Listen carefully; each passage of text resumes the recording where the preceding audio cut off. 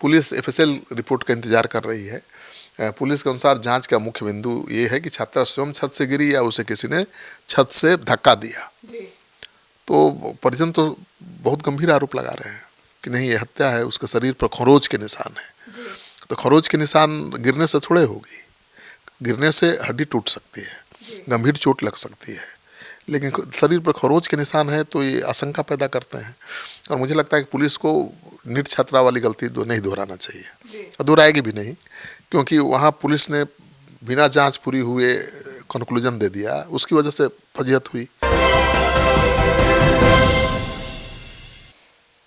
छात्रा जिस छत से गिरी वहां मिली शराब की बोतलें, सिगरेट। भाई बोला बहन के शरीर पर खरोच के निशान। नमस्कार, आप देख रहे हैं सिटी पोस्ट लाइव, मैं हूं सृष्टि राज। फुलवारी शरीफ कोचिंग संस्थान की बिल्डिंग से गिरने से छात्रा की हुई मौत का मामला नीट छात्रा की तरह ही उलझता जा रहा है। उसे छत से फेंका गया या वो खुद कूदी, ये अभी तक पता नहीं चल पाया है, लेकिन परिजन लड़की की हत्या की आशंका जता रहे हैं। छात्रा के भाई का दावा है कि बहन के पूरे शरीर पर खरोच के निशान थे, उसे बहुत घसीटा गया था, किसी नोकझोंक नोखिले हथियार से उसके पूरे शरीर पर वार किया गया था।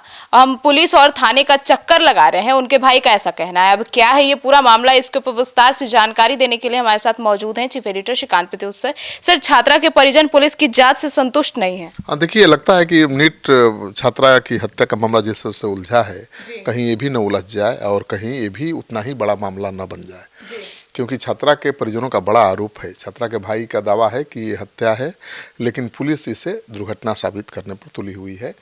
पुलिस सही दिशा में जांच करने के बजाय उनसे ही सवाल पूछ रही है कि तुम्हारी बहन की मौत कैसे हुई। माँ से पूछ रही है कि किससे बात करती थी। भाई का कहना है कि हमारी बहन की हत्या हुई है। पुलिस अभी तक कुछ पता नहीं लगा पाई है और उल्टे उन्हें परेशान कर रही है पूछताछ के नाम पर। परिजन लड़की की हत्या किए जाने की बात कर रहे हैं और रेप की आशंका भी जता रहे हैं। हालांकि पुलिस अपनी रिपोर्ट में कह चुकी है कि रेप की पुष्टि नहीं हुई है। सर, तो कोचिंग संस्थान की इमारत पे हर जगह शराब की खाली बोतलें होने की बात कितनी सच है? हाँ, देखिए, खबर आ रही है कि कोचिंग सेंटर के 8 मंजिला इमारत से ही गिरफ्तार छात्रा की मौत हुई थी, गिरकर छात्रा की मौत हुई थी, और चौथे मंजिल से गिरी थी और छत की चौथे मंजिल से गिरी थी।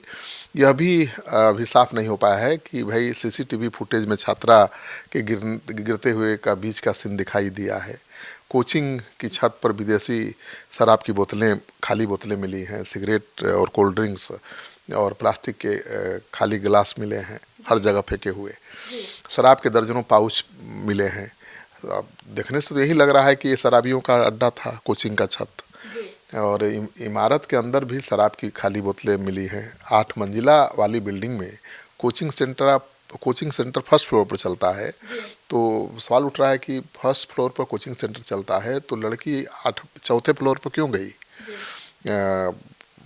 जान देने के लिए, या जिस तरह से तेजी से भागती हुई ऊपर चढ़ रही थी सीढ़ी और पीछे से 2 लड़के जाते हुए दिखाई दे रहे थे, उनका कोई हाथ है?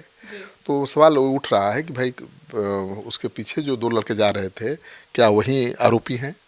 लेकिन पुलिस अब तक कुछ खास नतीजे पर नहीं पहुंची है और इसके लेकर परिजन नाराज हैं।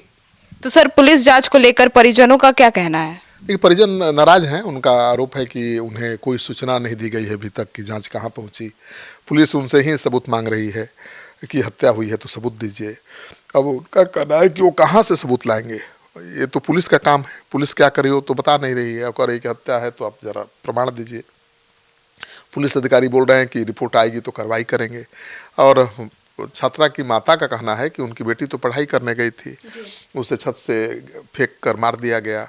वह कहती है कि बेटी के हत्यारों को, मतलब उसकी माता का कहना है कि उसकी बेटी के हत्यारों को फांसी की सज़ा नहीं मिलना चाहिए, बल्कि जिस तरह से उनकी बेटी को मारा गया है, हत्यारों को बीच सड़क पर, चौराहे पर गोली मार देना चाहिए।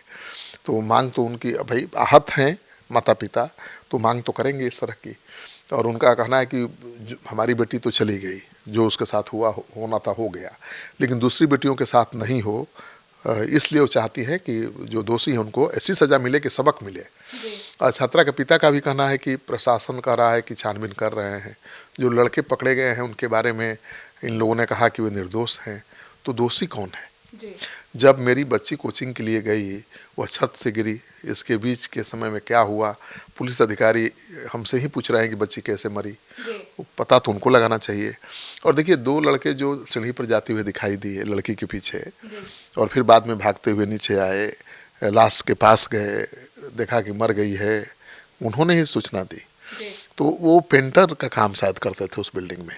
सर लेकिन सीसीटीवी फुटेज में उनके कंधे पर बैग भी दिखाया कि बैग लेकर वे सीढ़ी के ऊपर जा रहे हैं। हाँ, तो अब पुलिस क्लियर नहीं कर पा रही, वो कह रही है कि नहीं भाई उनका कोई हाथ नहीं है, वो निर्दोष हैं। पुलिस तो ये भी कह रही है कि अभी तक रेप की पुष्टि नहीं हुई है, तो फॉरेंसिक रिपोर्ट आएगी तभी पता चलेगा।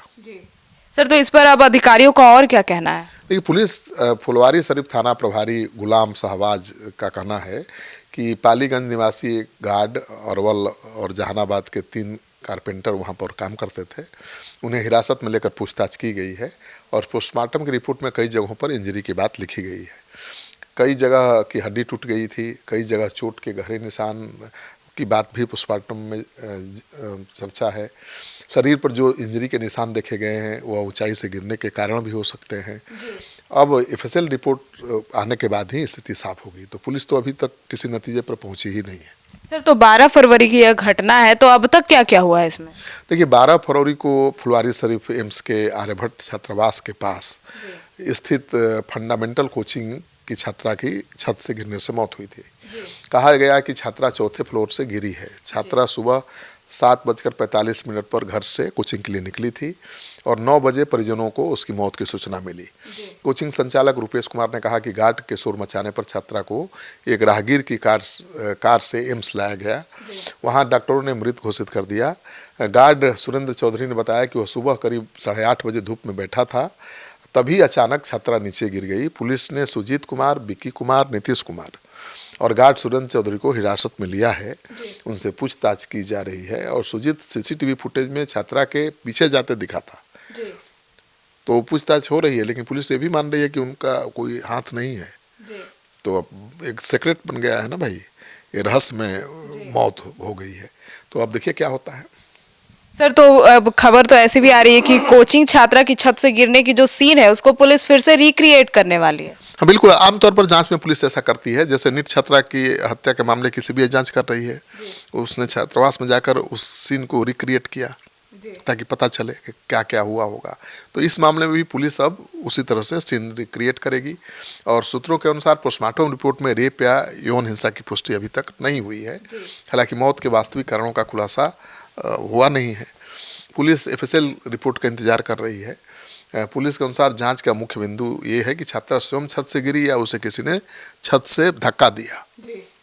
तो परिजन तो बहुत गंभीर आरोप लगा रहे हैं कि नहीं ये हत्या है, उसके शरीर पर खरोच के निशान है।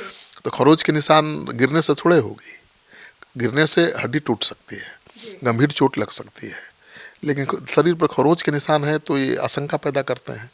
और मुझे लगता है कि पुलिस को नीट छात्रा वाली गलती नहीं दोहराना चाहिए, और दोहराएगी भी नहीं, क्योंकि वहाँ पुलिस ने बिना जांच पूरी हुए कंक्लूजन दे दिया, उसकी वजह से फजीहत हुई। कितनी किरकिरी हुई बिहार पुलिस की, कितनी बदनामी हुई। अब इस मामले को भी बहुत सावधानी के साथ हैंडल करना पड़ेगा, नहीं तो ये भी मामला नीट छात्रा जैसा ही बहुत तूल पकड़ा सकता हूँ। जी, तो सुना आपने। तो अब इस पूरे मामले में देखना होगा कि पुलिस कितनी जल्दी आरोपी तक पहुंच पाती है। आपकी क्या राय है, कमेंट सेक्शन में जरूर बताइएगा। धन्यवाद।